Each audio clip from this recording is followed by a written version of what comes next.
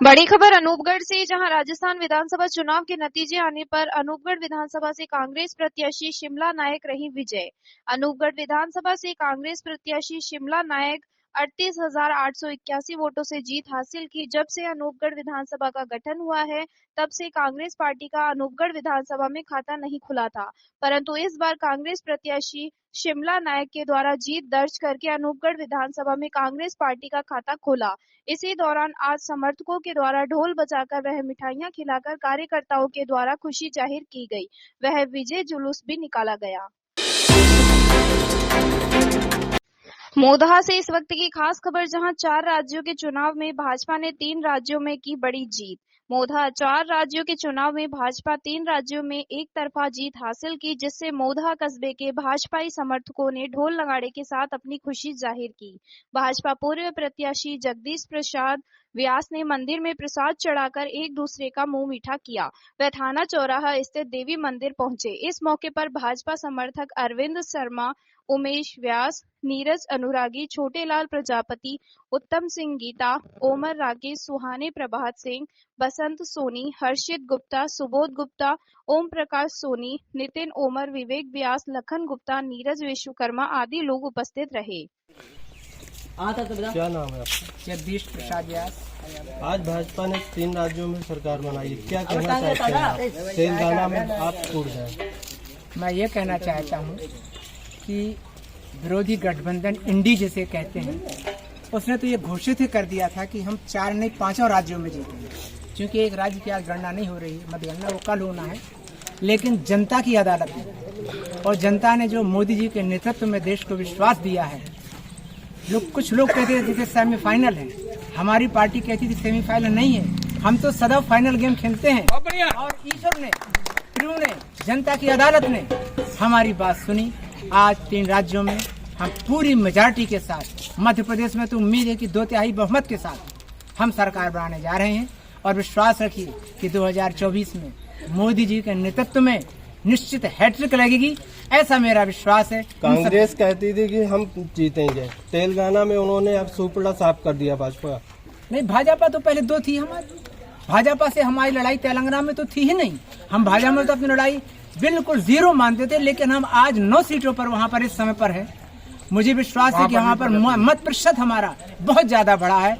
3 राज्यों में जहां पर वो अपनी विजयश्री मान रहे थे, वहां हमने कांग्रेस का सुपड़ा साफ कर दिया। भारतीय जनता पार्टी जिंदाबाद, जिंदाबाद, जिंदाबाद, जिंदाबाद।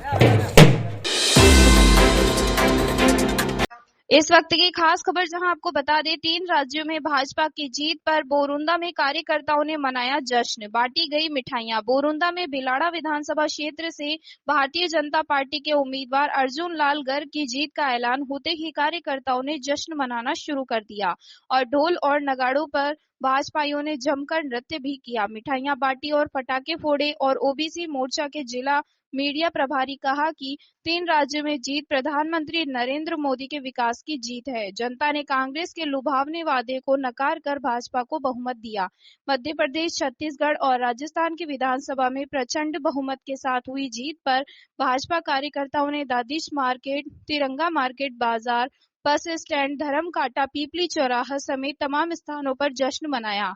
नाचते गाते फटाखा फोड़कर धूम धड़ाके के साथ जहां एक और जीत का जश्न मनाया गया, तो वहीं दूसरी ओर ओबीसी मोर्चा के जिला मीडिया प्रभारी रामनिवास भाटी ने मिठाइयां भी बांटी गई। जनता पार्टी जिंदाबाद, भारतीय जनता पार्टी जिंदाबाद, भारतीय जनता पार्टी जिंदाबाद, अर्जुन गर्ग जिंदाबाद। बड़ी खबर कुशलगढ़ से, जहां कुशलगढ़ विधानसभा में रमीला खड़िया का भारी रहा हाथ। कुशलगढ़ विधानसभा सीट से कांग्रेस प्रत्याशी रमीला खड़िया ने 9,804 वोट से जीत हासिल की है।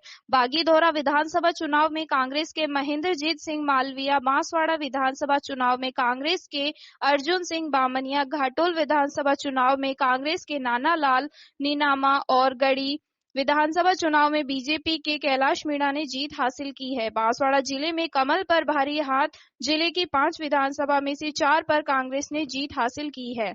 मतगणना जिला मुख्यालय पर बांसवाड़ा स्थित गोविंद गुरु कॉलेज में हुई। कांग्रेस की रमीला खड़िया को 97,480 वोट मिले। भारतीय जनता पार्टी के भीम भाई डामोर को 87,676 वोट मिले, जबकि वो दूसरे नंबर पर, और भारतीय आदिवासी पार्टी के राजेंद्र को 33,758 को वोट मिले तीसरे नंबर पर रहे। यहाँ 24 चरणों में काउंटिंग हुई, जिसके लिए 14 टेबल लगाई गई थी। इस सीट से 10 प्रत्याशी मैदान में थे। इनके अलावा नोटा का भी विकल्प मतदाताओं को दिया गया था। गौरतलब है कि प्रदेश में 25 नवंबर को मतदान हुआ था। इस वक्त की खास खबर श्योपुर से, जहां विधानसभा क्रमांक 1 से कांग्रेस विधायक बाबू जंडेल ने रचा इतिहास। श्योपुर विधानसभा की बदली परंपरा, पहली बार मौजूदा विधायक रिपीट। हारे दुर्गालाल विजय विधायक बाबू जंडेल जीत के बाद पत्रकारों से मुखातिब होते हुए कहा, जनता के लिए किसी भी हद तक जाने के लिए तैयार हूँ। युवाओं को, मेरे पत्रकार भाइयों को, सबको मैं हृदय से अभिनंदन करता हूं, बधाई देता हूं, धन्यवाद देता हूं कि आप लोगों ने 75 वर्ष का रिकॉर्ड तोड़ के एक आपका विधायक, आपका भाई के लिए एक इतिहास रचा। उसके लिए मैं हृदय से धन्यवाद, बधाई देता हूं श्योपुर क्षेत्र की जनता को। और मैं आपके लिए तन मन धन पूरी न्यौछावर करके मैं श्योपुर की सेवा करूंगा, और मेरा अंतिम लक्ष्य श्योपुर की सेवा करने का है, विकास करने का। भाजपा की सरकार बनी है, विपक्ष में बैठकर क्या भूमिका निभाएंगे? मैंने पहले भी विपक्ष में रहा हूं, और विपक्ष को पक्ष से मुझे कोई मतलब नहीं है। मैं चुना हुआ प्रतिनिधि हूं। जहां भ्रष्टाचार, अन्याय होगा, मैं खुल के श्योपुर की जनता के लिए आवाज उठाऊंगा, और विपक्ष में रह के भी मैं काम करूंगा। ये मैं जनता को आश्वस्त करता हूं कि मैं आपका भाई, आपका विधायक, आपके लिए चाहे मुझे किसी भी हद तक जाना पड़े या जेल में जाना पड़े, मैं जनता का शोषण और भ्रष्टाचार नहीं होने दूंगा। इस वक्त की खास खबर अरनोद से, जहां अरनोद में भाजपा की जीत पर जश्न मनाया। प्रतापगढ़ विधानसभा सीट से भाजपा उम्मीदवार हेमंत मीणा को 24,912 वोट से जीत हासिल हुई। इसी दौरान भाजपा की जीत पर कार्यकर्ताओं ने एक दूसरे को गुलाल लगाते हुए ढोल नगाड़ों के साथ आतिशबाजी की और मिठाई खिलाकर जीत की शुभकामनाएं दी। बहुत हर्ष और उल्लास के साथ हम अरनोद भाजपा कार्यालय में, हम जो प्रतापगढ़ विधानसभा है जिसमें कांग्रेस की जो पूर्ण पिछली बार सरकार रही है, उसको हमने उस किले को ढहाया है। इस बार श्री हेमंत भैया 25,000 वोट से लीड लेकर जीत हासिल करेंगे। पूरे राजस्थान में 120 सीट से प्लस भाजपा जीतेगी। भाजपा की ओर से मुख्यमंत्री कौन बनेगा? इसके लिए भाजपा के शीर्ष नेतृत्व में जो अच्छा उम्मीदवार होगा उसी को मुख्यमंत्री